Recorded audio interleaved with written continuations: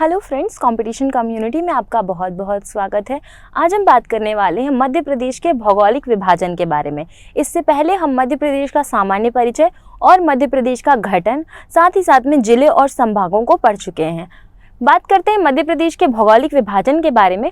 तो मध्य प्रदेश को मुख्यतः 3 भागों में बांटा गया है, वहीं मध्य प्रदेश को सामान्यतः 7 भागों में बांटा गया है। अब ये 3 भाग कौन कौन से? देखिए, जो पहला भाग होता है वो होता है मध्य उच्च प्रदेश, मध्य उच्च प्रदेश। दूसरा भाग है सतपुड़ा मैकाल श्रेणी, सतपुड़ा मैकाल श्रेणी। वहीं तीसरा भाग हो जाता है बघेलखंड का पठार या फिर पूर्वी पठार। अब जब मध्य प्रदेश को सामान्यतः 7 भागों में बांटा गया है, ये 7 भाग कौन कौन से होंगे? देखिए, जो सबसे पहला है ना मध्य उच्च प्रदेश, इस प्रदेश के अंतर्गत 5 पठार आते हैं और इन 5 पठारों को तथा सतपुड़ा मैकाल श्रेणी को और पूर्वी पठार को मिला करके 5, एक 6 और एक 7 सामान्य भागों में मध्य प्रदेश को बांटा गया है। अब इस मैप में बात कर लेते हैं कि मध्य प्रदेश के कौन कौन से भाग होंगे। सबसे ऊपरी वाला हिस्सा, ये वाला हिस्सा मध्य भारत का पठार कहलाता है। देखिए, जो ये वाला हिस्सा है इसे कहा जाता है मध्य भारत का पठार। उसके बाद में ये वाला जो हिस्सा है ये कहलाता है मालवा का पठार, मालवा का पठार। मध्य प्रदेश का पूर्वी हिस्सा जो है, जो पूर्वी हिस्सा है ये कहलाता है बघेलखंड का पठार। वही टीकमगढ़ वाला हिस्सा कहलाता है बुंदेलखंड का पठार और दोनों के बीच में जो भाग बचता है वो कहलाता है रीवा पन्ना का पठार। नीचे बात करेंगे तो नीचे बहती है सतपुड़ा, इस साइड रहती है सतपुड़ा मैकाल श्रेणी और उसके ऊपर है नर्मदा सोन घाटी वाला क्षेत्र। इस मैप में आप देखेंगे तो आपको एकदम क्लियर हो जाएगा। यह है मध्य भारत का पठार, इसके बाद बीच वाला हिस्सा मालवा का पठार है, इसके नीचे नर्मदा सोन घाटी है और सबसे नीचे सतपुड़ा मैकाल पर्वत है। इस तरफ में देखेंगे तो यहाँ पर आपको बुंदेलखंड दिखाई देगा, उसके नीचे रीवा पन्ना का पठार और सबसे पूर्व हिस्से में हमको बघेलखंड का पठार दिखाई देता है। देखिए, भारत के मध्य में होने के कारण मध्य प्रदेश को हृदय प्रदेश की संज्ञा दी गई है। मध्य प्रदेश एक भू आवेष्टित राज्य है। भू आवेष्टित का मतलब यह होता है कि ऐसा राज्य जो किसी दूसरे देश की सीमा को स्पर्श ना करता हो उसे भू आवेष्टित कहा जाता है। तो मध्य प्रदेश एक भू आवेष्टित राज्य है।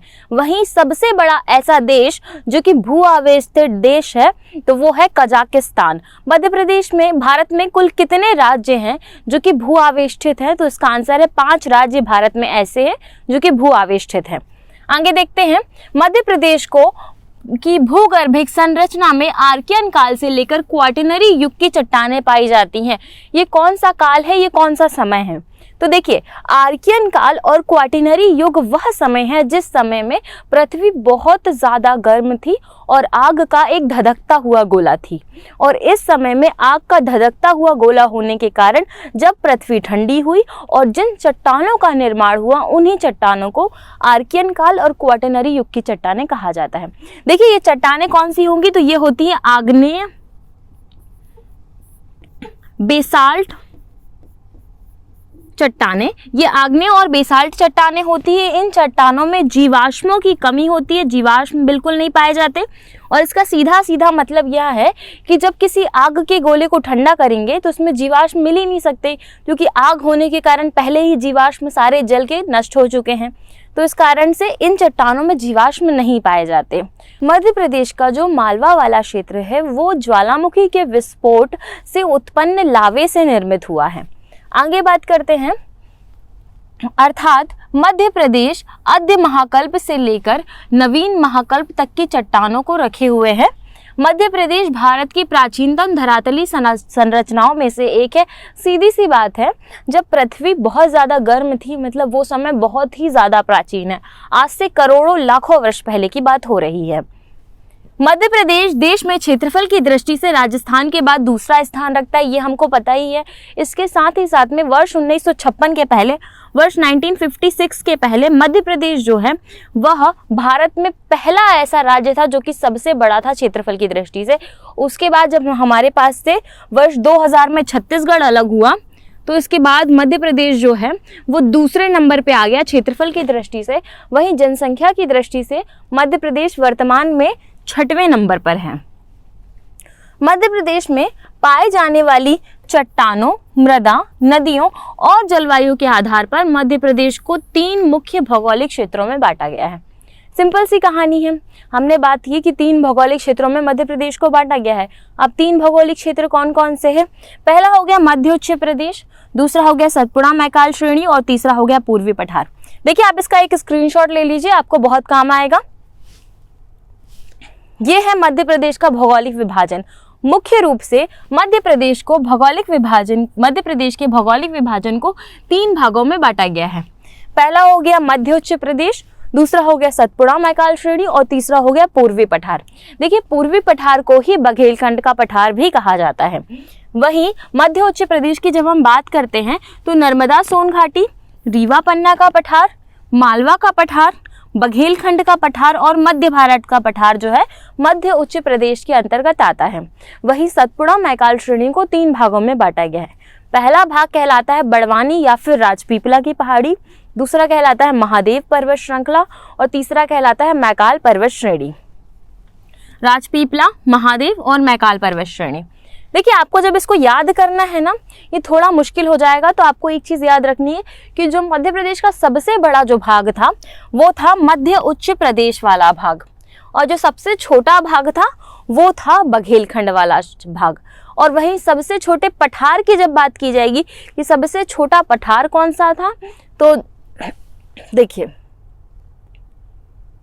आप मैम पे देखेंगे तो आपको ज़्यादा क्लियर हो जाएगा कि बुंदेलखंड का पठार जो है वो सबसे छोटा पठार है। वही बघेलखंड इससे बड़ा है। सबसे बड़ा जो है वो मालवा का क्षेत्र है। मालवा में कुल कितने जिले आते हैं? तो मालवा में आपको पता होना चाहिए कि मध्य प्रदेश में कुल मालवा में 18 जिले आते हैं। ये 18 जिले मुख्य रूप से इंदौर संभाग, उज्जैन संभाग, भोपाल संभाग और सागर संभाग के ही जिले हैं। इसके अतिरिक्त तो दूसरे संभाग के जिले इसके अंतर्गत नहीं आते हैं। देखिए, ये हो गया हमारा मध्य भारत का पठार। मध्य भारत के पठार से सबसे ज्यादा जो नदी बह के जाती है वो होगी चंबल। वहीं मालवा के पठार से बहने वाली नदियों में चंबल और शिप्रा नदी का नाम सामने आता है। नर्मदा सोन घाटी क्लियर है एकदम कि नर्मदा नदी और सोन नदियां यहाँ से प्रवाहित होती होंगी। सतपुड़ा मैकाल पर्वत श्रेणी, यहाँ से बहुत सारी नदियां निकलती हैं। जैसे कि आपको पता होना चाहिए कि मैकाल पर्वत से ही 3 नदियों का उद्गम हुआ है। पहली हो जाती है नर्मदा नदी, दूसरी हो जाती है जोहिला नदी और तीसरी जो होती है वो होती है सोन नदी। वहीं रीवा पन्ना के पठार से बात करें तो यहाँ से भी केन नदी निकलती है। बघेलखंड के पठार की बात करें तो बघेलखंड के पठार से भी कुछ नदियों का उद्गम होता है। देखिए, ये जो है राजपीपला की पहाड़ी, ये सतपुड़ा मैकाल पर्वत श्रेणी का ही भाग है। एक देखिए, सतपुड़ा मैकाल पर्वत जो है वो कुछ इस तरह का है। तो इसमें 3 भाग बटे हुए हैं। सबसे जो पश्चिमी हिस्सा है, सबसे पश्चिमी हिस्सा ये कहलाता है राजपीपला की पहाड़ी। बीच वाला हिस्सा जो है वो महादेव पर्वत श्रृंखला कहलाता है। वहीं जो सबसे पूर्वी हिस्सा है इसे कहा जाता है मैकाल।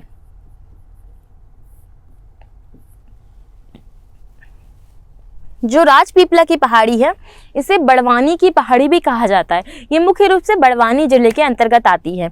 वहीं महादेव पर्वत श्रृंखला वह पर्वत श्रृंखला है जिसमें मध्य प्रदेश का एकमात्र हिल स्टेशन पचमढ़ी स्थित है, और साथ ही साथ में यह वही जगह है जहां पर रजत जलप्रपात हमको देखने के लिए मिलता है। मध्य प्रदेश की सबसे ऊंची चोटी धूपगढ़ हमें देखने के लिए मिलती है। ये वही महादेव पर्वत श्रृंखला है। मैकाल पर्वत श्रृंखला की हमने बात कर ली कि यहाँ से 3 नदियों का उद्गम होता है, सोन, जोहिला और नर्मदा नदी का। पहला हम देखेंगे मध्य उच्च प्रदेश। हम किस में जा रहे हैं? मध्य उच्च प्रदेश का पहला भाग जो कि है मध्य भारत का पठार, और मध्य भारत के पठार के अंतर्गत हम चीजें पढ़ेंगे। क्षेत्रफल की बात कर लेते सबसे बड़े कि कितने क्षेत्रफल में यह फैला हुआ है। मध्य भारत के पठार का क्षेत्रफल 32,896 वर्ग किलोमीटर है, और मध्य भारत का पठार मध्य प्रदेश के कुल भौगोलिक क्षेत्र का 10.7% है। इसका मतलब सीधे सीधे ये हुआ कि मान लीजिए ये इतना बड़ा मध्य प्रदेश है, तो इतने बड़े मध्य प्रदेश में जो मध्य भारत का पठार है वो कुल मिलाकर 10.7% भाग रखे हुए है। तो 10.7% मध्य भारत के पठार के पास है।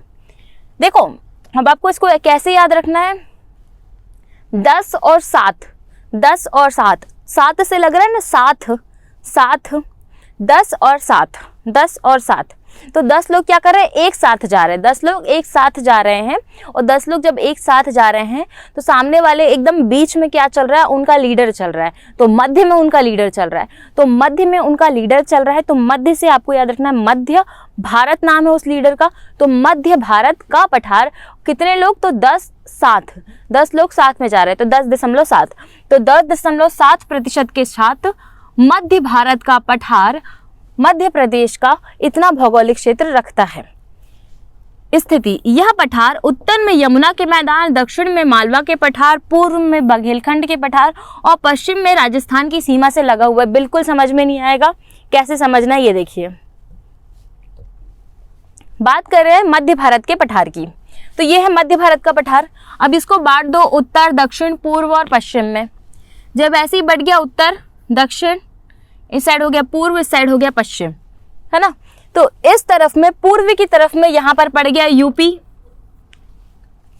दक्षिण की तरफ में पड़ गया मालवा का पठार। और अगर आप देखेंगे कि पूर्व की तरफ में और क्या पड़ रहा है, तो पूर्व की तरफ में आपको बुंदेलखंड भी दिखाई देगा, बुंदेलखंड। उत्तर की तरफ में मेन आपको यूपी दिखाई देगा। इस तरफ में देखेंगे, जब हम पश्चिम की तरफ में देखेंगे तो पश्चिम की तरफ में आपको राजस्थान दिखाई देगा और दक्षिण की तरफ में मालवा दिखाई देगा।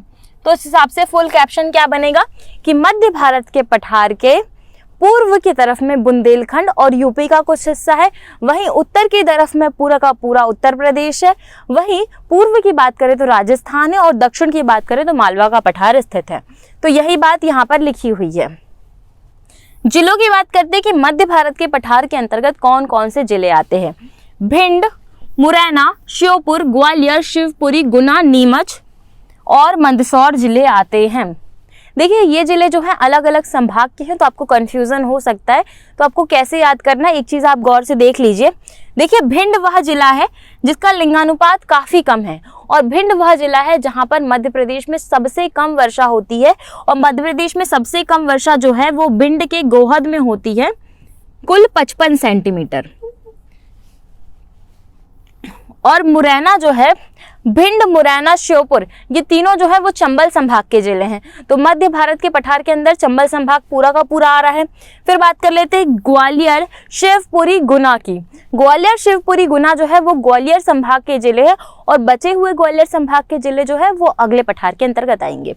वहीं नीमच और मंदसौर की बात करते हैं तो यह उज्जैन संभाग के जिले हैं, नीमच और मंदसौर दोनों। तो कुल मिलाकर यहाँ पे कितने जिले आ रहे हैं, 3 चंबल संभाग के जिले, 3 ग्वालियर संभाग के जिले और 2 उज्जैन संभाग के, अर्थात 8 जिले आते हैं। उपनाम, मध्य भारत के पठार का उपनाम चंबल का उपाद्र प्रदेश और सरसों की हांडी है। इसका प्रमुख कारण यह है कि जो मध्य भारत का पठार है ना, इस पठार में जो मुरैना और भिंड जिले हैं, इन दोनों जिलों में मध्य प्रदेश का सबसे अधिक सरसों होता है, और ये दोनों जिले मध्य प्रदेश में सरसों के उत्पादन में प्रथम स्थान रखते हैं।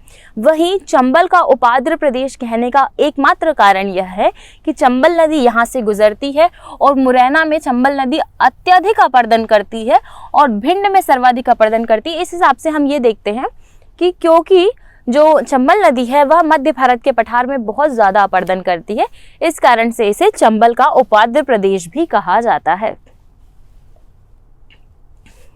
ये मध्य भारत का मैप हमने क्लियर देख लिया कि मध्य भारत के पठार का मैप, इस तरफ में यहाँ पर बुंदेलखंड, नीचे मालवा का पठार, इस तरफ में राजस्थान, यहाँ पे यूपी या फिर उत्तर का मैदान। मृदा, कौन सी मिट्टी यहाँ पर पाई जाती है। देखिए जहाँ पर हमने देखा था कि जहाँ पर नदियों की अधिकता होती है तो नदियों के द्वारा एक विशेष मिट्टी बहाकर लाई जाती है, जिले कहा जाता है जलोढ़ मिट्टी। जलोढ़ मिट्टी के 2 प्रकार होते हैं, एक होती है बांगर मिट्टी, एक होती है खादर मिट्टी। देखिए जब चंबल नदी यहाँ से इंदौर के पास से निकलती है और ऊपर जाके जब राजस्थान के पास से निकलते हुए जब मध्य प्रदेश के मुरैना वाले क्षेत्र से क्रॉस होती है और आगे जाके यमुना में मिलती है, तो उस समय चंबल नदी एक विशेष प्रकार की मिट्टी का निर्माण करती है और मिट्टी लेके जाती है और यहाँ वाले क्षेत्र में छोड़ देती है, और वो मिट्टी होती है जलोढ़ मिट्टी। चंबल एकमात्र ऐसी नदी नहीं है जो कि जलोढ़ मिट्टी का निर्माण करती है। भारत की सारी नदियां और सारे विश्व की जितनी भी नदियां हैं, सारी की सारी नदियां जब बहती हैं तो अपने साथ कुछ न कुछ कंकड़ पत्थर मिट्टियां लेकर बहती हैं, और उसी मिट्टी को जलोढ़ कहा जाता है। देखिए जल ओढ़, इसका सीधा सीधा मतलब क्या है? जल ओढ़ प्लस ओढ़, मतलब जल को ओढ़ी हुई मिट्टी, जल को ओढ़ी हुई मिट्टी जलोढ़ मिट्टी कहलाती है। ये मिट्टी जल के साथ बहती आती है और किसी एक विशेष स्थान पर रुक जाती हैं और जल आगे की तरफ बह जाता है, और इन्हीं मिट्टी के पूरे समग्र स्थल को जलोढ़ कहा जाता है। ये मिट्टियां दो प्रकार की होती हैं, एक होती है खादर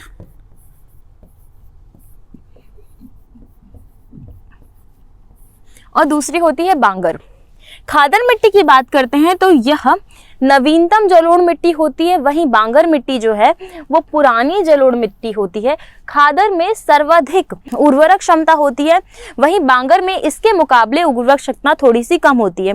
खादर वह क्षेत्र होता है जो नदी के निकटतम क्षेत्र होता है, वहीं बांगर की बात करें तो यह नदी का दूरस्थ क्षेत्र होता है। खादर वह क्षेत्र होता है जहाँ पे सर्वाधिक जो मिट्टी है वहाँ पर बाढ़ आने की संभावना बनी रहती है, वहीं बांगर जो है क्योंकि नदी का दूरस्थ क्षेत्र है इस कारण से यहाँ पर बाढ़ आने की संभावना थोड़ी कम होती है। जो बांगर क्षेत्र है यहाँ पर मुख्यतः फसलों का उत्पादन किया जाता है, वहीं जो खादर क्षेत्र है वहाँ पर फसलें नहीं लगाई जा सकती। क्यों नहीं लगाई जा सकती? क्योंकि सिंपल सी बात है, क्योंकि बाढ़ आ जाएगी, इस कारण से यहाँ पे फसलें नहीं लगाई जा सकती। तो मिट्टी की बात करते हैं। चंबल नदी के निक्षेपों से निर्मित क्षेत्र होने के कारण यहाँ पर जलोढ़ मिट्टी का क्षेत्र विस्तृत है।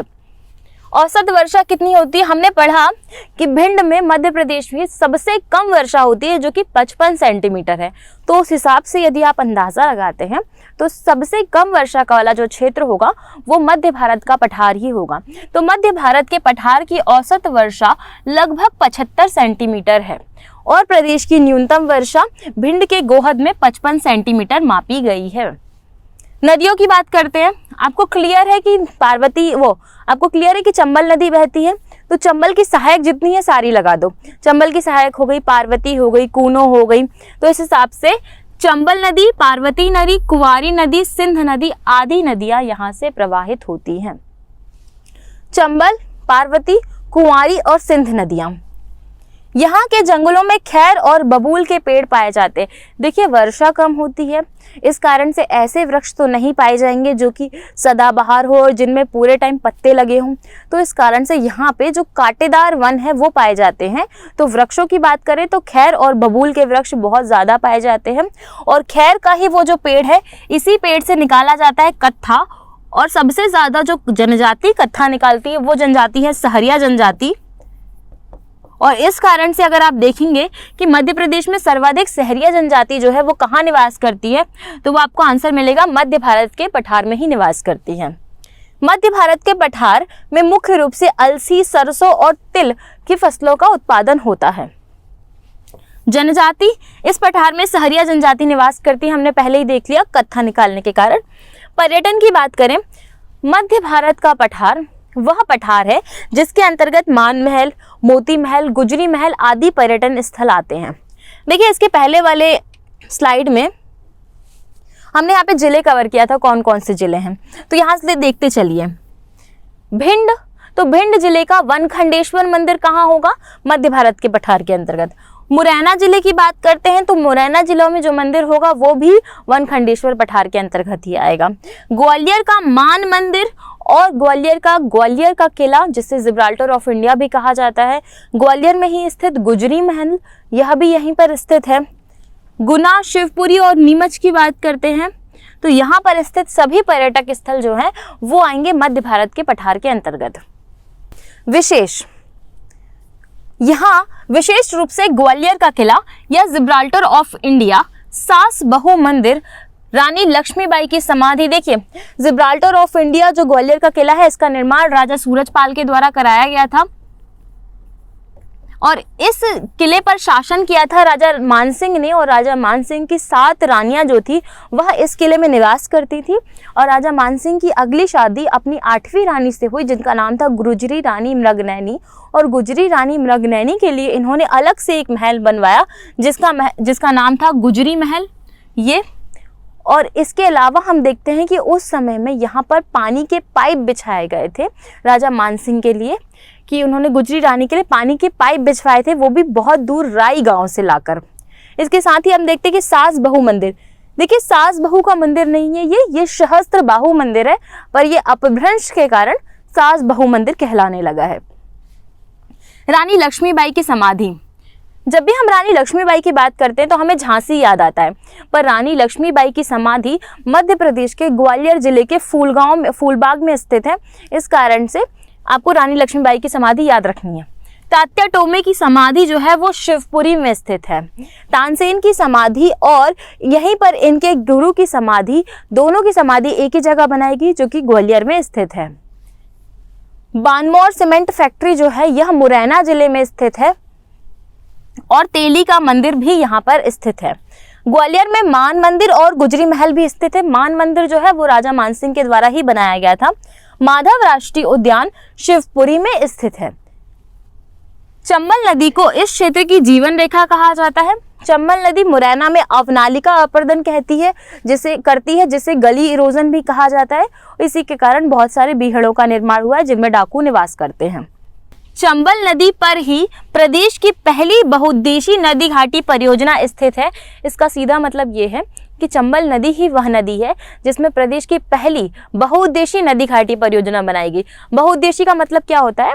इसका मतलब सीधा सा यह है कि एक ऐसी परियोजना जिसका एक उद्देश्य ना हो बल्कि जिसके अनेक उद्देश्य हो, जैसे कि मछली पालन हो सकता है, विद्युत निर्माण हो सकता है, इसके अलावा और भी उद्देश्य हो सकते हैं। यहाँ की प्रमुख बोली जो है वो है ब्रज बोली और बुंदेली भाषा।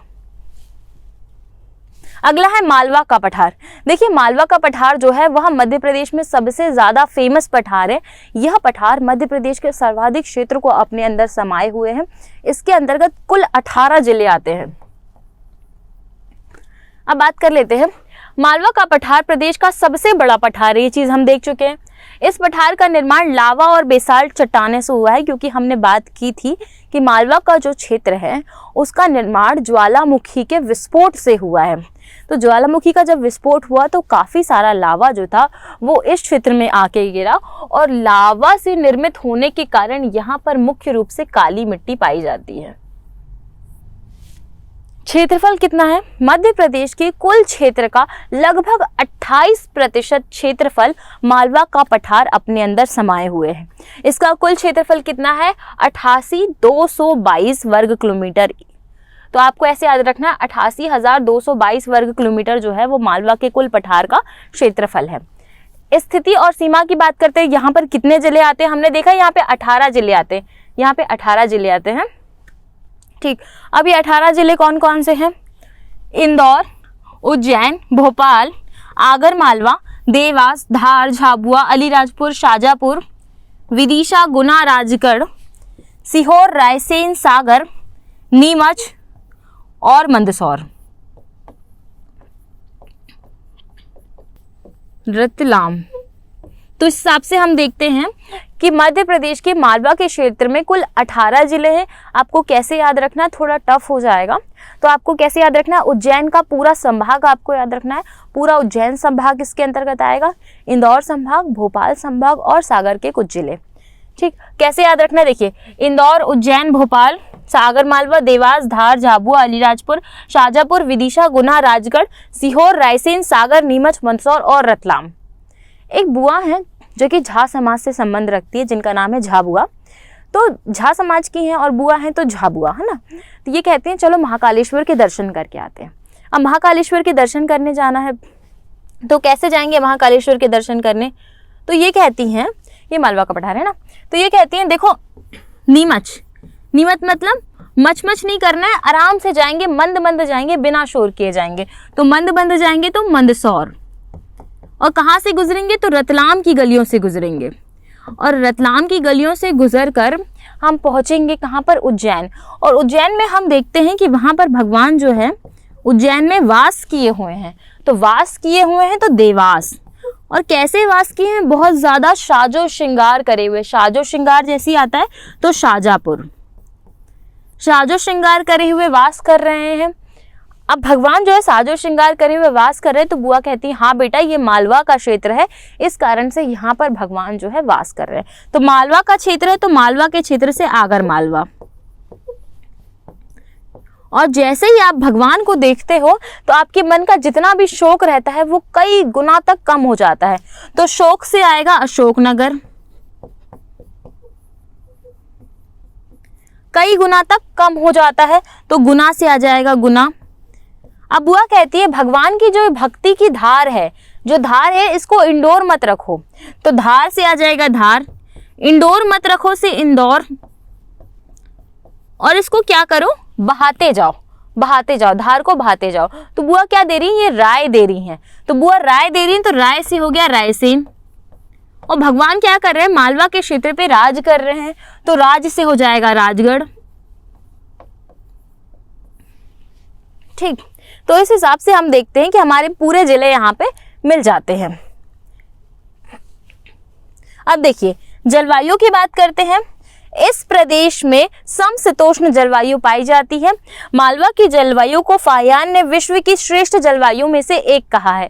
जब बात करते हैं हम समशीतोष्ण जलवायु की, तो इसका मतलब ये है कि ना ज़्यादा ठंडी जलवायु हो ना ज़्यादा गर्म जलवायु हो, तो समशीतोष्ण जलवायु उसे ही कहा जाता है।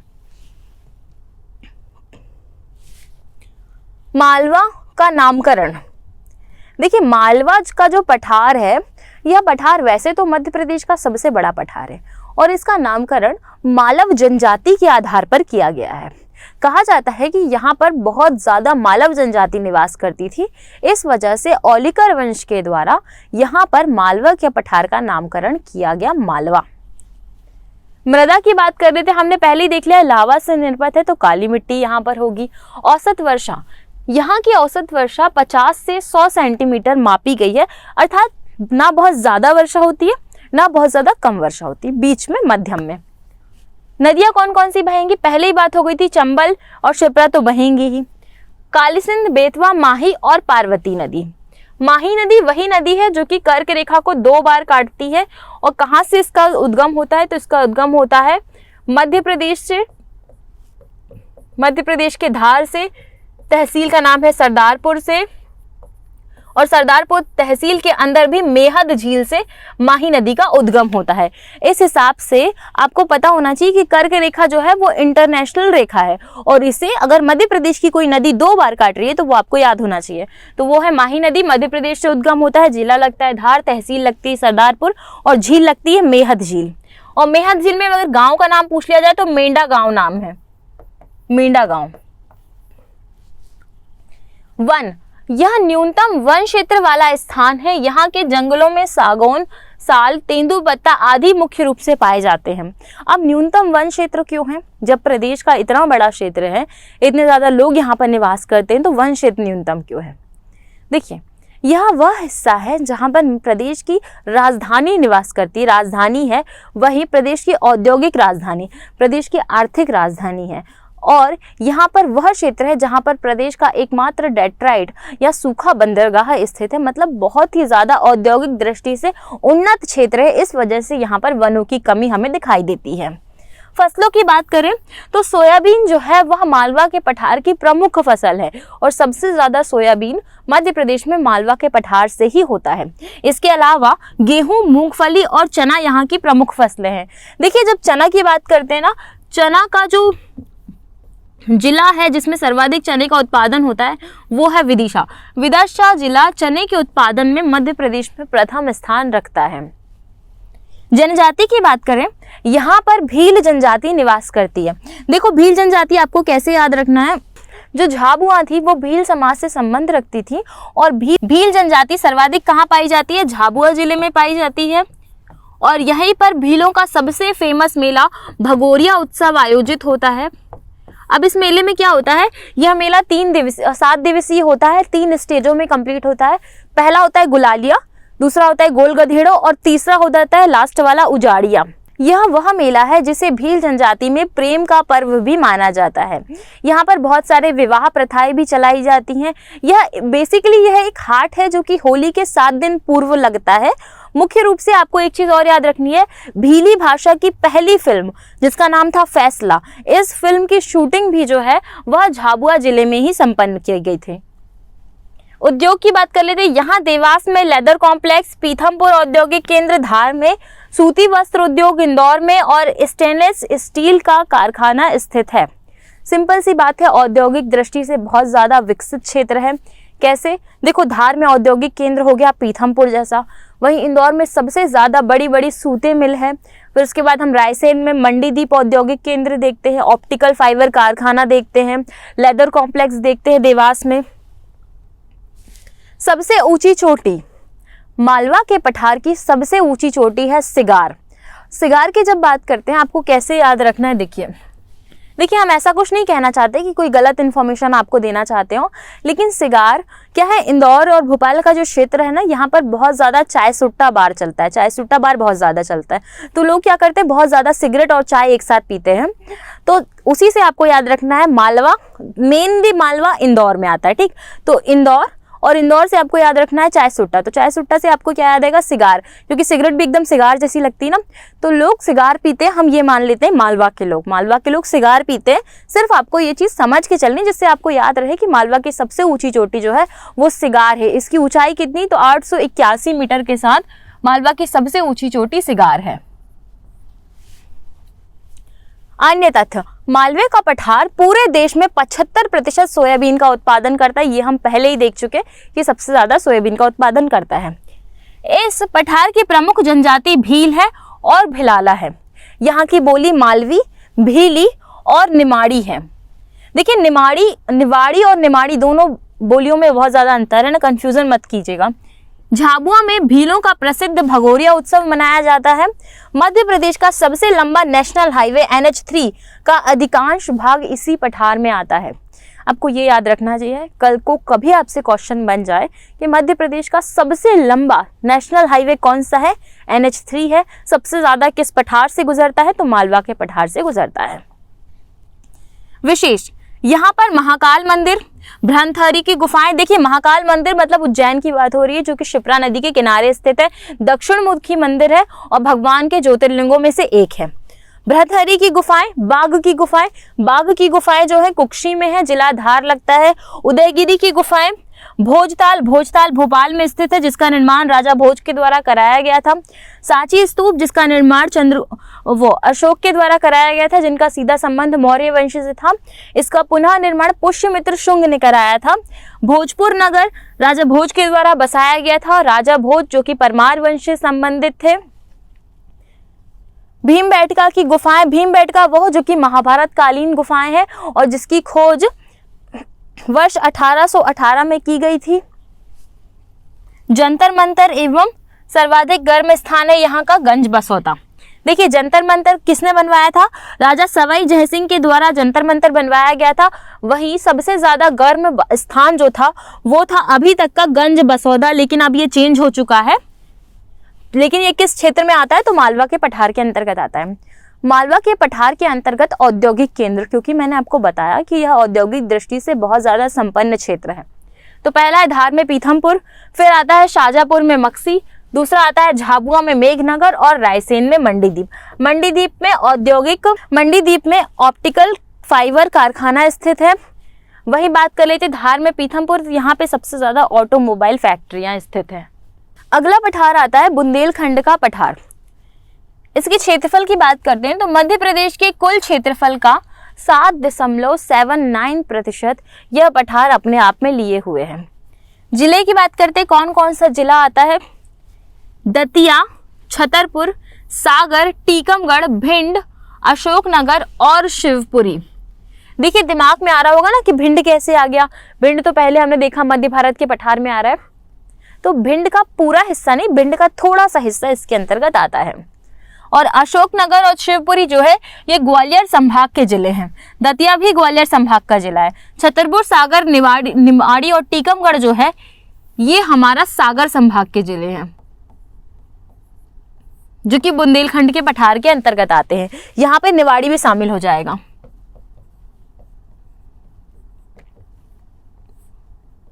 ठीक, जलवायु की बात करेंगे।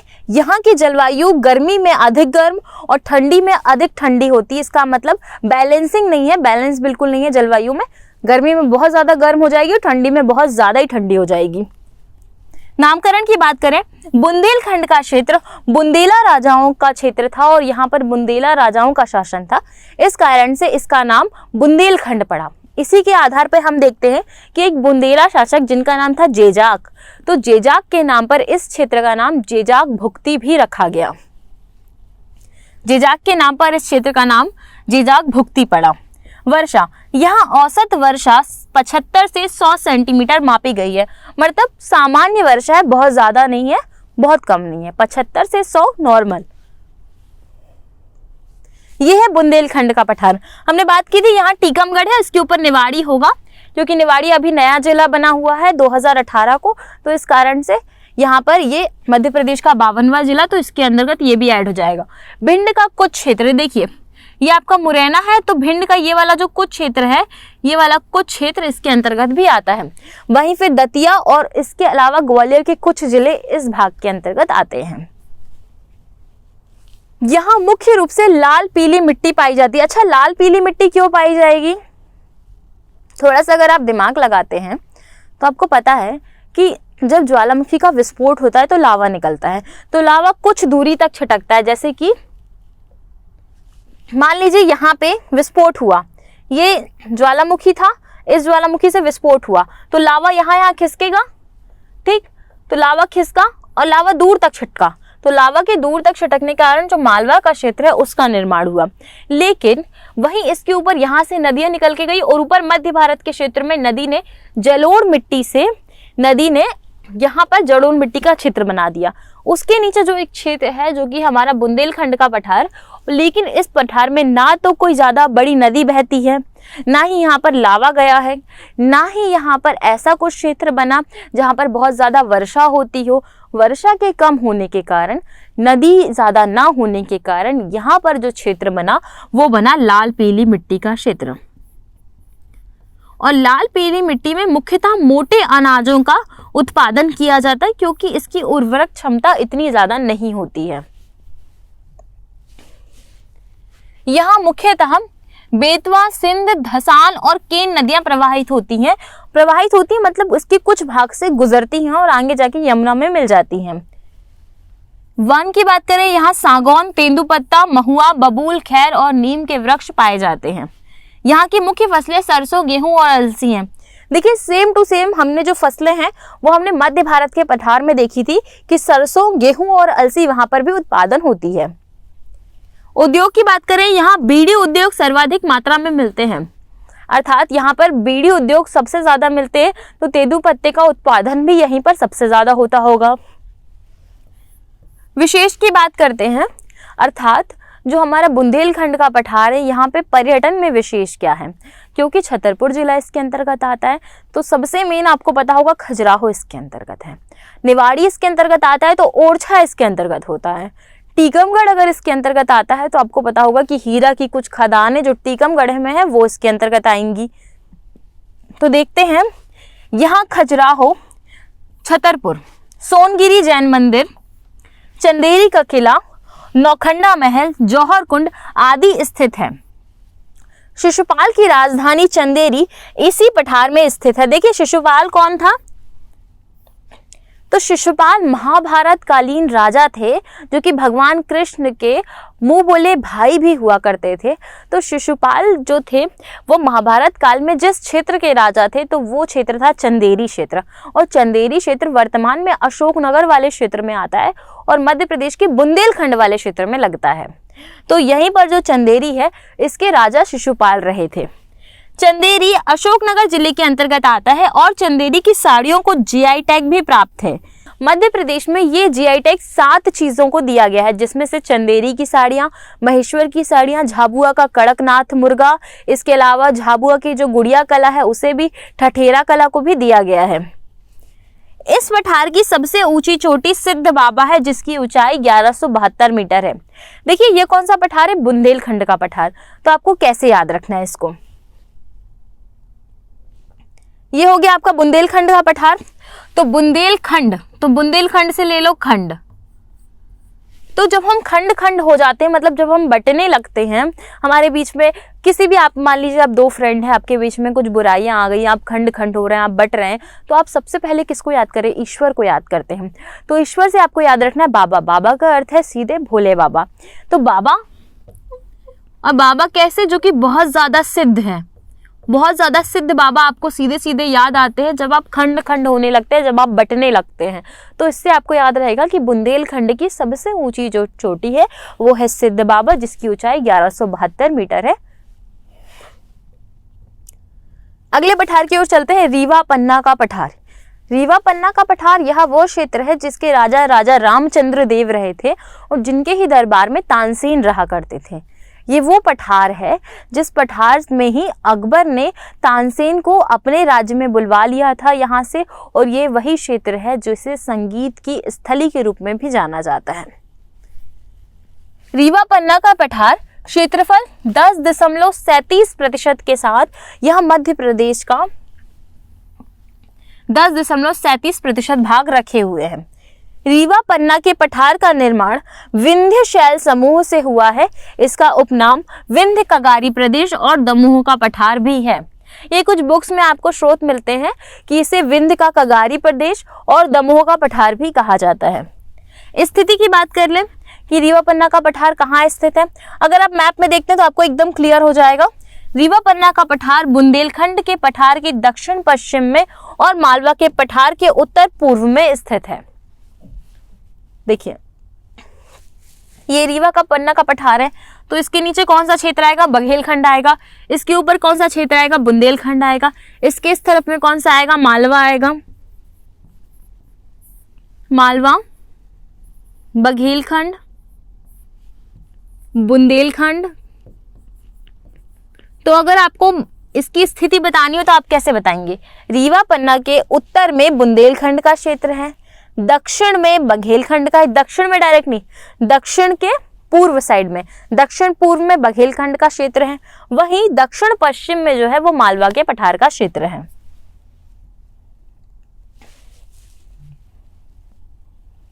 अब बात कर लेते हैं इसके अंतर्गत जिले कौन कौन से आते हैं। रीवा, सतना, पन्ना, दमोह आदि जिले आते हैं। जलवायु की बात करें, ग्रीष्म काल में साधारण गर्म और शीतकाल में साधारण ठंडी जलवायु होती है, अर्थात मालवा की जलवायु के जैसे ही होती है। यहाँ की औसत वर्षा 100 से 150 सेंटीमीटर मापी गई है, अर्थात ये जो क्षेत्र है यहाँ पर थोड़ी ज्यादा वर्षा होती है। मालवा में हमने देखा था कि 100 सेंटीमीटर के आसपास थी, लेकिन 100 से 150 अर्थात रीवा पन्ना के क्षेत्र में जो है वो ज्यादा वर्षा होती है, 100 से 150 सेंटीमीटर के आसपास। तो इस हिसाब से वन भी अच्छे अच्छे पाए जाएंगे, वर्षा ज्यादा होती है तो। वन कैसे है? बांस, तेंदुपत्ता, शीशम, खैर के वृक्ष मुख्य रूप से पाए जाते हैं। खैर के वृक्ष से कत्था निकाला जाता है, ये हम देख चुके हैं। फिर बात करते हैं मिट्टी कौन सी है, तो लाल पीली मिट्टी पाई जाती है। क्यों पाई जाती है लाल पीली मिट्टी? यहाँ तो वर्षा अच्छी खासी हो रही है, क्योंकि बुंदेलखंड के पठार में लाल पीली मिट्टी पाई जाती है, इस कारण से मिट्टी वहां से बह के आई है, तो इस वजह से यहाँ पर भी लाल पीली मिट्टी भी पाई जाती है। यहाँ से टोस, केन, बीहड़ आदि नदियां प्रवाहित होती हैं। आप देख रहे हैं नदियां बहुत ज्यादा बड़ी नहीं है, इस वजह से यहाँ पर जलोढ़ मिट्टी नहीं है। अगर नदी कोई बड़ी नदी यहाँ से प्रवाहित होती तो यहाँ पर जलोढ़ मिट्टी हो सकती थी। तो वन कौन से हैं? बांस, तेंदुपत्ता, शीशम और खैर के वृक्ष मुख्य रूप से यहाँ पर पाए जाते हैं। फसल की बात करें, यहाँ गेहूं, चावल, सरसों और ज्वार का उत्पादन किया जाता है। क्योंकि पानी बहुत ज़्यादा है, वर्षा बहुत अच्छी है, तो मिट्टी जो है उसकी उर्वरक क्षमता भी अच्छी होगी। इस कारण से चावल और गेहूं जैसी बड़ी फसलों का, सरसों और ज्वार जैसे मोटे अनाजों का भी उत्पादन होता है। खनिज की बात करें, चूना पत्थर, सिलिका, बालू, जिप्सम और हीरा। हीरे का सर्वाधिक उत्पादन प्रदेश में पन्ना और टीकमगढ़ जिले में होता है, जिसमें भी फर्स्ट नंबर पे पन्ना आता है। उद्योग की बात करते हैं, यहाँ पर कत्था उद्योग, क्योंकि खैर के वृक्ष है इस कारण से कत्था उद्योग, चीनी मिट्टी उद्योग और सीमेंट उद्योग स्थित है।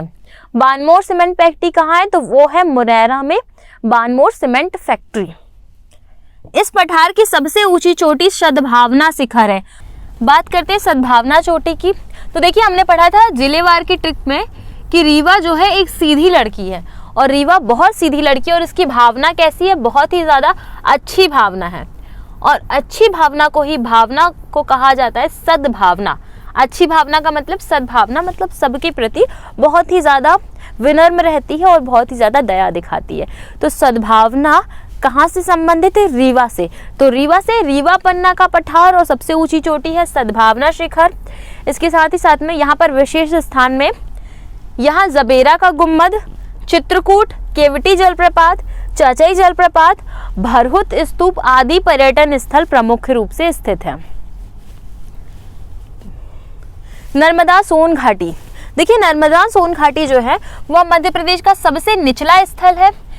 पर नर्मदा सोन घाटी का क्षेत्र मध्य प्रदेश के कुल क्षेत्रफल का 26% भाग पर स्थित है। मतलब मालवा के बाद सेकंड नंबर पे कौन आता है, तो वो होगा नर्मदा सोन घाटी। उपनाम इसे राज्य की अन्य पेटी भी कहते हैं। जिले इसके अंतर्गत अनूपपुर, जबलपुर, मंडला, डिंडौरी, झाबुआ, नरसिंहपुर, होशंगाबाद, देवास, हरदा, खंडवा, खरगोन और बड़वानी जिले आते हैं। इसका अर्थ है कि जबलपुर संभाग के कुछ जिले और साथ ही साथ में झाबुआ अर्थात इंदौर संभाग के कुछ जिले इसके अंतर्गत आते हैं। जलवायु की बात करें तो जलवायु के दृष्टिकोण से यह अधिक गर्म और साधारण ठंडा क्षेत्र है। वर्षा, यहाँ की औसत वर्षा 100 से 150 सेंटीमीटर मापी गई है। मिट्टी, यहाँ छिछली काली मिट्टी पाई जाती है। काली मिट्टी के 3 प्रकार होते हैं, जिसमें से छिछली काली मिट्टी जो है वो नर्मदा सोन घाटी वाले क्षेत्र में पाई जाती है। नदियाँ, यहाँ से सोन, जोहिला, तवा, हिरण, नर्मदा, हथनी, सक्कर और दूधी नदियाँ प्रवाहित होती है, जिसमें से मुख्य नदी आपके सोन है, जोहिला है और नर्मदा है। और बाकी सारी जो नदियां हैं जैसे कि तवा, हिरण, हथनी, शक्कर, दूधी, ये सारी 5 नदियां जो है वो नर्मदा की सहायक नदी है। नर्मदा की कुल 41 सहायक नदियां हैं, जिसमें एक तरफ से नर्मदा में 22 नदियां और दूसरे तरफ से 19 नदियां मिलती हैं। वन, यहाँ के जंगलों में सागौन, तेंदुपत्ता, साल और बांस के वन पाए जाते हैं। देखिए सागौन जो है वो इमारती लकड़ी के लिए जाने वाला वृक्ष है। फसल की बात करें, गेहूं, चावल, ज्वार, मूंगफली यहाँ की प्रमुख फसलें हैं। खनिज, यहाँ खनिज के रूप में कोयला, चूना पत्थर, संगमरमर, मैग्नीज आदि पाया जाता है। संगमरमर सबसे ज़्यादा कहाँ? जबलपुर में मिलता है। सफ़ेद संगमरमर, रंगीन संगमरमर कहाँ मिलता है? तो ग्वालियर में मिलता है। मैग्नीज सबसे ज़्यादा कहाँ मिलता है? तो बालाघाट में मिलता है। चूना पत्थर सर्वाधिक कहाँ मिलता है? तो वो कटनी में मिलता है। और कोयला सिंगरौली में सर्वाधिक मिलता है। उद्योग, यहाँ पर दयासलाई उद्योग, रबर उद्योग, सीमेंट उद्योग आदि स्थित है। नर्मदा सोन घाटी में गोंड, उराव, बैगा और कोरकू जनजाति निवास करती है। यह विंध्याचल एवं सतपुड़ा पर्वत श्रृंखला के मध्य स्थित है। ये क्वेश्चन बहुत ज़्यादा बार बना है कि कौन सी घाटी विंध्याचल और सतपुड़ा पर्वत श्रृंखला के मध्य में स्थित है? तो नर्मदा सोन घाटी। प्रमुख पर्यटन स्थल, यहाँ पर भेड़ाघाट स्थित है जो कि संगमरमर की चट्टानों के लिए प्रसिद्ध है, और भेड़ाघाट पर ही धुआंधार जलप्रपात स्थित है। बोरी घाटी अभ्यारण्य जो कि होशंगाबाद जिले में स्थित है। महेश्वर जो कि खरगोन जिले में स्थित है और नर्मदा नदी के पर किनारे स्थित है। यही महेश्वर पर ही नर्मदा नदी पर बना सबसे बड़ा घाट है जिसे कहा जाता है अहिल्या घाट। फिर बात करते हैं ऊर्जा राजधानी सिंगरौली की, यहाँ से सर्वाधिक हमारे कोयले का उत्पादन होता है। आदि पर्यटन स्थल यहाँ पर दिखाई देते हैं। सतपुड़ा मैकाल श्रेणी, देखिए हम जो पहला भाग देख रहे थे मध्य प्रदेश के विभाजन का, मध्य उच्च प्रदेश का, वो समाप्त हो गया है। उसके 5 पठार हम पढ़ चुके हैं। अब हम देख रहे हैं दूसरा भाग जो है वो है सतपुड़ा मैकाल श्रेणी, जिसे 3 भागों में बांटा गया है। एक है राजपीपला की पहाड़ी, दूसरी है महादेव पर्वत श्रेणी और तीसरी है मैकाल श्रेणी। स्थिति देख लेते हैं। सतपुड़ा मैकाल श्रेणी नर्मदा घाटी के दक्षिण पूर्व से पश्चिम तक नर्मदा के समानांतर स्थित है। सतपुड़ा मैकाल श्रेणी को 3 भागों में बांटा गया है, राजपीपला, महादेव, मैकाल। सतपुड़ा मैकाल श्रेणी का क्षेत्रफल मध्य प्रदेश के संपूर्ण क्षेत्र का 11% है, जिले कौन कौन से आते हैं? मंडला, बालाघाट, छिंदवाड़ा, सिवनी, बैतूल और बड़वानी जिले। इसका मतलब है अधिकांश जबलपुर संभाग के जिले आते हैं और कुछ लास्ट में इंदौर संभाग के भी जिले इसके अंतर्गत आते हैं। ये है सतपुड़ा पर्वतमाला। इसे 3 भागों में बांट दिया गया है, मैकाल, महादेव और राजपीपला की पहाड़ी में। बात करें सतपुड़ा मैकाल श्रेणी की, इसे 3 भागों में बांटा गया है, बड़वानी या राजपीपला की पहाड़ी, महादेव पर्वत श्रृंखला और लास्ट में मैकाल पर्वत श्रेणी। बात करते हैं बड़वानी की, तो बड़वानी पर्वत श्रृंखला है। बड़वानी का पुराना नाम अनूप जनपद था तथा इसका उपनाम राजपीपला की पहाड़ी है। इसे पश्चिमी सतपुड़ा भी कहा जाता है। इसमें असीरगढ़ की पहाड़ी और नर्मदा नदी के बीच निमाड़ का मैदान स्थित है। यहाँ से ताप्ती नदी का उद्गम होता है। इसका मतलब क्या है? ये क्षेत्र कौन सा है? ये बड़वानी। बड़वानी जो है यह इंदौर जिले के अंतर्गत आता है और यह वह क्षेत्र है जहाँ पर निमाड़ का मैदान स्थित है और असीरगढ़ का किला भी स्थित है। महादेव पर्वत श्रृंखला यह मध्य सतपुड़ा श्रेणी में स्थित है। महादेव पर्वत श्रृंखला में धूपगढ़ पर्वत चोटी, जो कि मध्य प्रदेश की सबसे ऊंची चोटी है, वह स्थित है और धूपगढ़ का अन्य नाम ही हरवत्सकूट या हरवत्सकोट है। यहीं पर पचमढ़ी भी स्थित है। पचमढ़ी को सतपुड़ा की रानी भी कहा जाता है और पचमढ़ी से तवा नदी निकलती है। वहीं बात करें मैकाल पर्वत श्रेणी की, तो इस क्षेत्र से नर्मदा, सोन और जोहिला नदियों का उद्गम होता है। बघेल खंड का पठार, ये मध्य प्रदेश के भौगोलिक विभाजन का अंतिम भाग है। इसे ही पूर्वी पठार भी कहा जाता है। पूर्वी पठार स्थिति, यह प्रदेश का सबसे छोटा पठार है। इस क्षेत्र का निर्माण अर्ध महाकल्प से लेकर जुरासिक काल के शैल समूहों से हुआ है। बघेलखंड का पठार नर्मदा सोन घाटी के उत्तर पूर्व में स्थित है। इस क्षेत्र की औसत ऊंचाई 400 से 600 मीटर तक है। साथ ही बघेलखंड का पठार मध्य प्रदेश के कुल क्षेत्रफल का 7% पर फैला हुआ है। जिले इसके अंतर्गत सिंगरौली, सीधी, शहडोल, उमरिया और अनूपपुर जिले आते हैं। इसके अंतर्गत सीधा सीधा हिसाब लगाएंगे तो हम शहडोल संभाग और रीवा संभाग के कुछ जिले आते हैं। जलवायु, यहाँ की जलवायु अधिक गर्म और साधारण ठंडी है। यहाँ औसत वर्षा 125 से 140 सेंटीमीटर मापी गई है। इसका मतलब यह है कि यहाँ पर बहुत ज़्यादा वर्षा होती है। मिट्टी, इस क्षेत्र में लाल पीली मिट्टी पाई जाती है। इस क्षेत्र से प्रवाहित होने वाली नदियाँ सोन, जोहिला, रिहंद और गोपद नदियाँ हैं। इस क्षेत्र में साल, सागौन, तेंदुपत्ता आदि मुख्य रूप से पाए जाते हैं, जिसका मुख्य कारण है वर्षा का अत्यधिक होना। इस क्षेत्र में कोयला सबसे ज़्यादा सिंगरौली में पाया जाता है। बॉक्साइट, ग्रेनाइट, क्वार्टजाइट आदि खनिज पाए जाते हैं। यहाँ सुहागपुर कोयला क्षेत्र व सिंगरौली कोयला क्षेत्र स्थित है। इस क्षेत्र में मुख्य रूप से बैगा, भारिया, कोल, उराव आदि जनजाति निवास करती हैं।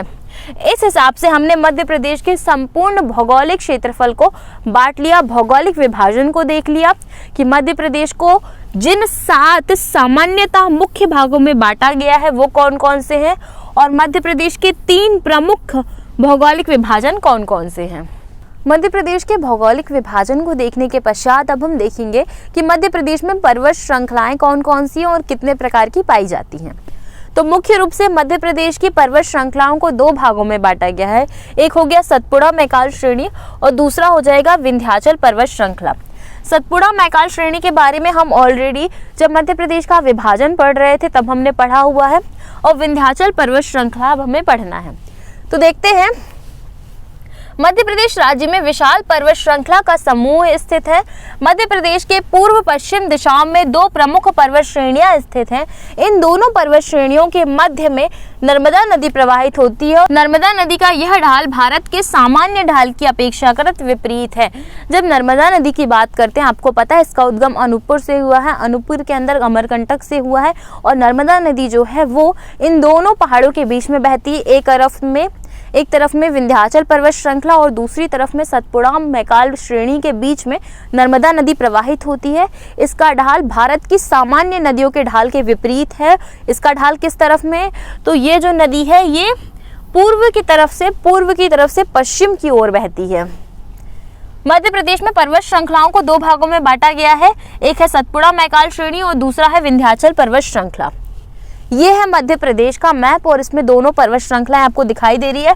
ऊपर वाली विंध्याचल पर्वत श्रृंखला है और नीचे वाली सतपुड़ा पर्वत श्रृंखला है और इन दोनों के बीच में ये नर्मदा नदी बह रही है। सतपुड़ा पर्वत श्रृंखला। सतपुड़ा पर्वत श्रृंखला की लंबाई लगभग 1120 किलोमीटर है। यह पश्चिम में राजपीपला की पहाड़ी, पूर्व में मैकाल की पहाड़ी और बीच में महादेव पर्वत श्रृंखला में विस्तृत है। इसका निर्माण ग्रेनाइट एवं बेसाल्ट चट्टानों से हुआ है। सतपुड़ा की औसत ऊंचाई लगभग 900 मीटर के आसपास है। इसकी सबसे ऊंची चोटी धूपगढ़ है जिसकी ऊंचाई 1350 मीटर है। इसी पर्वत की महादेव श्रृंखला पर पचमढ़ी स्थित है जो कि मध्य प्रदेश का एकमात्र हिल स्टेशन है। इसे मध्य प्रदेश का पहला जैव आरक्षित क्षेत्र भी घोषित किया गया है, अर्थात बायोस्फीयर रिजर्व भी घोषित किया गया है। किसे, पचमढ़ी को। पचमढ़ी प्रदेश की एकमात्र हिल स्टेशन है और इसे प्रदेश की ग्रीष्मकालीन राजधानी के रूप में भी जाना जाता है। सतपुड़ा पर्वत श्रृंखला के 3 भाग हैं। पहले ही पढ़ लिया हमने राजपीपला की पहाड़ी या बड़वानी की पहाड़ी, फिर सेकंड महादेव पर्वत श्रृंखला, मैकाल पर्वत श्रृंखला। नोट आपको याद रखना है कि पचमढ़ी में क्या क्या चीजें हैं। पचमढ़ी सतपुड़ा पर्वत श्रृंखला का एक भाग है और पचमढ़ी में प्रसिद्ध पांडव नहीं है, यहाँ पे रजत जलप्रपात है, शंकर चौड़ा जलप्रपात है, पांडव गुफा है, जटाशंकर गुफा है आदि स्थित है। विंध्याचल पर्वत श्रृंखला। देखिए सतपुड़ा पर्वत श्रृंखला के बारे में हम पढ़ चुके हैं, अब बची विंध्याचल पर्वत श्रृंखला। यह पर्वत श्रृंखला, इसका निर्माण लाल बलुआ पत्थरों से हुआ है। यह मध्य प्रदेश की सबसे बड़ी और सबसे प्राचीन पर्वत श्रृंखला है। जब भारत की सबसे प्राचीन पर्वत श्रृंखला पूछी जाती है तो नाम आता है अरावली पर्वत श्रृंखला। वैसे मध्य प्रदेश में सबसे प्राचीन है विंध्याचल पर्वत श्रृंखला। इसके उत्तर में आर्य संस्कृति और दक्षिण में द्रविड़ संस्कृति का विकास हुआ था। देखो ये विंध्याचल पर्वत श्रृंखला वही पर्वत श्रृंखला है जिसकी जानापाव पहाड़ी से चंबल नदी का उद्गम होता है इंदौर महू में। उत्तर भारत में इस पर्वत को पार करके दक्षिण भारत में आर्य संस्कृति को लाने का श्रेय अगस्त्य मुनि को जाता है। वहीं विंध्याचल पर्वत नर्मदा नदी के उत्तर में पश्चिम से पूर्व दिशा में स्थित है। इसकी ढाल उत्तर दिशा की ओर है। विंध्याचल पर्वत के अत्यधिक प्राचीन होने के कारण इसे अविष्ठित पर्वत भी कहा जाता है या अवशिष्ट पर्वत भी कहा जाता है। देखो बहुत कंफ्यूजन क्रिएट हो गया होगा। विंध्याचल पर्वत श्रृंखला एक ऐसी पर्वत श्रृंखला जो कि मध्य प्रदेश की सबसे पुरानी पर्वत श्रृंखला है। यह वह हिस्सा है जिससे चंबल नदी का उद्गम हुआ है। इसके अलावा यह वही पर्वत श्रृंखला है जिसके बारे में हम बात करते हैं कि विंध्याचल पर्वत श्रृंखला जो है वो नर्मदा नदी के उत्तर में, मतलब नर्मदा नदी के ऊपर की तरफ में स्थित है। इस पर्वत श्रृंखला को पार करके जो उत्तर भारत की संस्कृति को दक्षिण भारत तक लेके आए उनका नाम था अगस्त्य ऋषि। अन्य पहाड़ियाँ। मध्य प्रदेश में अन्य कौन कौन सी पर्वत श्रृंखलाएं हैं, तो एक है मांडू की पहाड़ी, दूसरा है अमरकंटक की पहाड़ियाँ और तीसरी है अकदानी पर्वत श्रृंखला। इनके बारे में ज़्यादा डिटेल नहीं, आप सिर्फ थोड़ा सा पढ़ लेंगे तो भी आपको बन जाएगा। जैसे कि अमरकंटक की पहाड़ी। अमरकंटक की पहाड़ी अनूपपुर, शहडोल और उमरिया जिले में फैली हुई है। इसका मतलब शहडोल संभाग के अंतर्गत ही है। इस पहाड़ी को प्रदेश में फूलों की घाटी भी कहा जाता है। यहाँ से नर्मदा, सोन और जोहिला नदियों का उद्गम हुआ है। सीधी बात है, क्योंकि जब अनूपपुर जिला आ रहा है इसका मतलब ये तीनों नदियां भी आ रही हैं। मांडू की पहाड़ी। यह पहाड़ी विंध्याचल पर्वतमाला में धार जिले में स्थित है। यहाँ पर प्रदेश की आनंद नगरी मांडू स्थित है जिसे सिटी ऑफ जॉय भी कहा जाता है। इजी है। अकदानी पर्वत श्रृंखला, ये थोड़ा मुश्किल हो सकता है, तो अकदानी पर्वत श्रृंखला के बारे में बात करते हैं। असीरगढ़ का किला जो कि बुरहानपुर पर स्थित है वह अकदानी श्रेणी पर ही आता है या इसी के अंतर्गत आता है। यह पर्वत श्रृंखला बुरहानपुर और बड़वानी जिले में फैली हुई है। सिंपल सी बात है, बहुत ईजी है। अकधानी कहाँ है? तो बुरहानपुर और बड़वानी जिले में है। मांडू की पहाड़ी कहाँ है? धार जिले के अंतर्गत है। ऊपर अमरकंटक की पहाड़ी कहाँ है? तो अनूपपुर, शहडोल और उमरिया तीनों जिलों में फैली हुई है। इस प्रकार से हमारी आज की वीडियो यहाँ पर समाप्त होती है, जिसमें हमने मध्य प्रदेश का संपूर्ण भौगोलिक विभाजन और मध्य प्रदेश में पर्वत श्रृंखलाओं के विभाजन को देखा। नेक्स्ट वीडियो से हम मध्य प्रदेश में नदियों को पढ़ने वाले हैं, क्योंकि आपको पता है मध्य प्रदेश में अत्यधिक नदियां हैं, इस कारण से इसे नदियों का मायका भी कहा जाता है। तो नेक्स्ट वीडियो से हम एक एक करके नदी और नदियों के साथ नदी घाटी परियोजनाओं को साथ साथ में कवर करते हुए चलेंगे। आपको अगर वीडियो में कुछ भी कंफ्यूजन है या आप हमारी क्वालिटी को और इम्प्रूव करना चाहते हैं तो आप बिल्कुल कमेंट करके बता सकते हैं, हम इसमें सुधार ज़रूर लेके आएंगे। थैंक यू सो मच, मिलते हैं नेक्स्ट वीडियो में।